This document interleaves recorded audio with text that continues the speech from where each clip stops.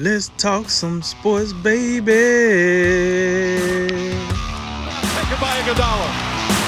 Iguodala to Curry. Back to Iguodala. Up for the layup. Oh, blocked by Jones.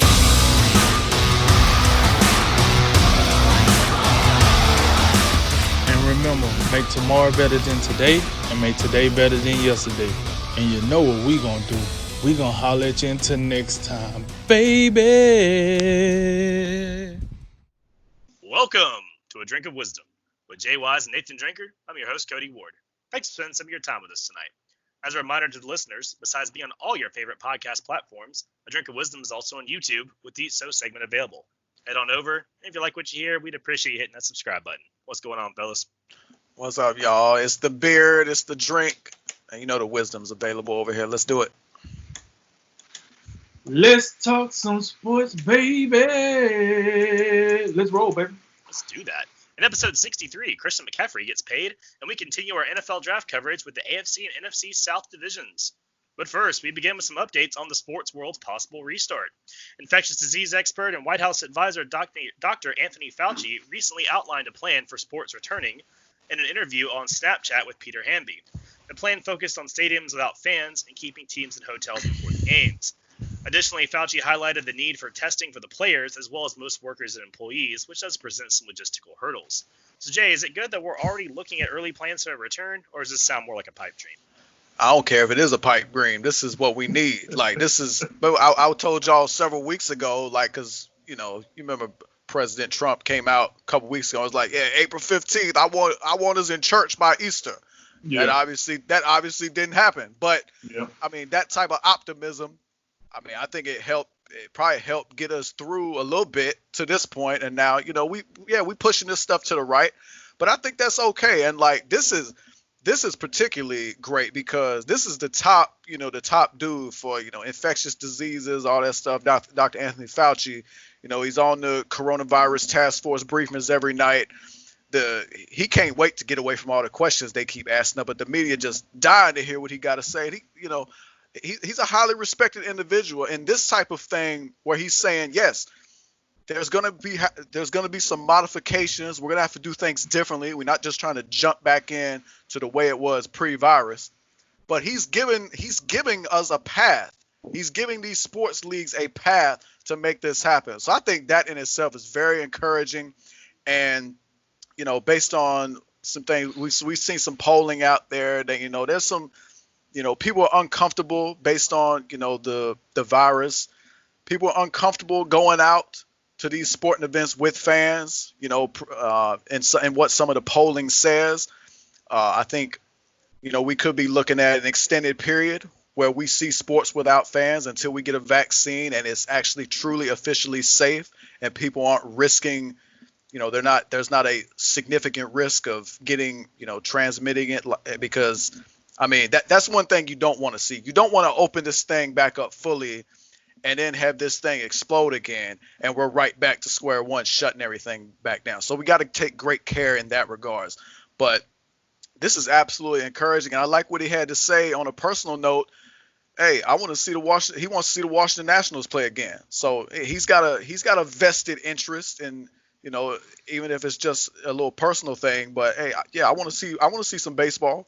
And so, you know, to me, this is very encouraging. And you know, based on what I've seen, we may have reached the peak in some of the harder hit areas. So maybe we're starting to see the backside of this, and maybe we aren't too far away from getting some sports again. Because it's been a month and 4 days since Rudy Gobert tested, which shut this thing down. So I don't know about y'all, but I'm starting to itch a little bit. I most definitely agree with everything Jay says, even with the itch.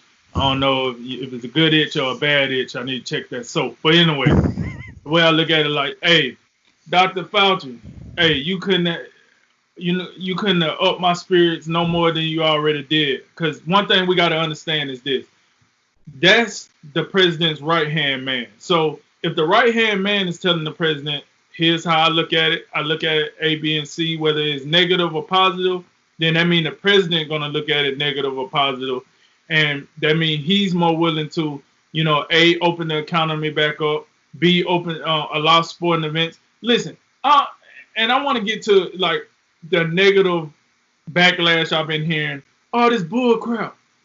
Why won't the fans be? If you allow to open sports back up, that means the fans should be allowed. This virus shouldn't be that bad. They should have found the cure by now. Listen, that's all good to say that when you're sitting in the position we sitting in. What should happen? What could happen? What would happen? Knock it off.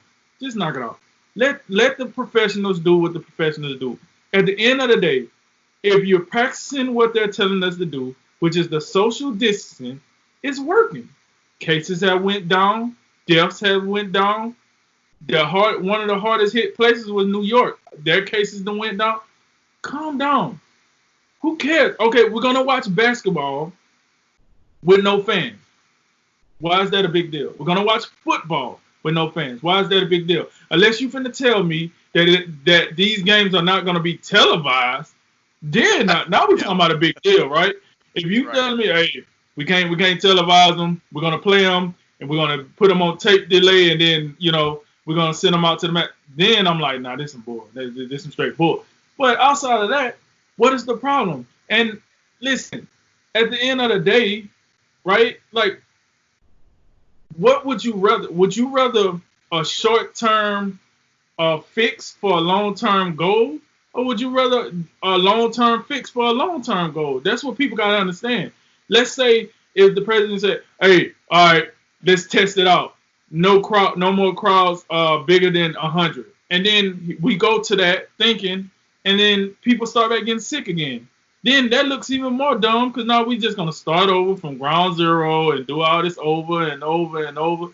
So just like Jay said, I don't got much to say because I thought Dr. Fauci, he hit the head on the nail. I hope with what he said, we can see sports here around maybe this same time next month or in June at the latest. So in the next 30 to 60 days. That's all I care about. I'm sorry. I might sound selfish, but all I care about is if we can get something so that way America hope can be built back up. Because that's what this is. I don't think people know that, but if sports was to come back, that is helping the hope of America. That's making the average American, the average sports watching American think that's hope. Like if they're playing sports again, eventually this virus is gonna go away. They're going to start allowing fans to come back. Then the economy is going to open back up, so on and so forth. We try to get back to some remnants of normalcy, and that's what it is. So I appreciate Dr. Fauci. Salute to him. Hey, these guys are doing good work out there on the front lines. All these people that haven't been sent home, these doctors and nurses and everything that's out here getting sick and running the risk of getting sick. And let's just hope for the best. But, hey, it was absolutely good news, and I appreciate it. Yeah, this is it's kind of an unprecedented situation. We talk about having everything shut down like it is. There's no script or blueprint for this, and these policymakers have such a difficult task ahead of them because you do have to balance keeping people safe, staying inside and all that with the prospect of, okay, every day the economy's shut down, every day sports is shut down, and all this is just at a halt. There's second and third order effects continuing to domino down the line. And at some point, you have to think there's going to be a point where that scale tips the other way. And maybe we're going to cause more harm than good by not having anybody work, not having anything moving. And that policymakers having to balance that is incredibly difficult. And again, without a blueprint or a script to even look at, you're kind of making it up as you go. But, it is good to see that they're already starting to look forward to that. Pro sports is a big part of that kind of second and third order equation because these are multi-billion-dollar corporations. We're not talking about just the entertainment factor. It's not just, oh, well, I'm selfish and I want to see my sports back. No, there's a lot of people that depend on that for their livelihood. Mm-hmm. Again, multi-billion dollars. It's not just players. It's not just coaches. It's everyone involved in making all of what you see, as we call it, sports happen. So, yeah, it's a lot. There's a lot more to it than just that.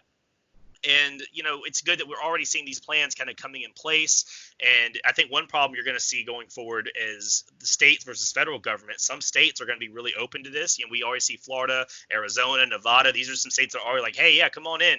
No fans, but hey, we're willing to work with this. And some states are like, nah, forget about it. Get out of here. So we might see really modified, like, where games are played and what stadiums are played in. But again, if there's no fans, your home field advantage thing kind of goes out the window. So, I mean, there's less of a reason to play in your home stadium if ain't nobody there. And the other problem you're going to have is that logistics of it. You have so many other people that go into this: equipment managers, officials, field care, stadium employees, security, transportation, broadcast crews, technicians. I mean, it goes on and on.